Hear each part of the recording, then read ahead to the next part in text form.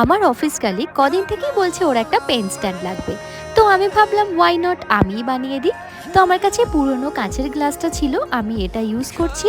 আর নিয়েছি কিছু tissue paper, আর একটা প্লেটে আমি অল্প একটু জল নিয়ে নিয়েছি।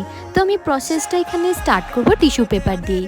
আমি পেপারগুলোকে একদম ছোট্ট ছোট্ট পিস করে কেটে নিয়ে এই জলের মধ্যে মিক্স করে নেব।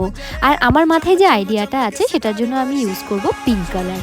একদম মসৃণভাবে এটার সাথে কালারটা টিস্যু পেপারগুলোকে মিক্স করে নিয়ে কাঁচের গ্লাসটা একটা হোয়াইট কোট ভিতরে দিয়ে বাইরে একটা ব্ল্যাক কোট দিলাম।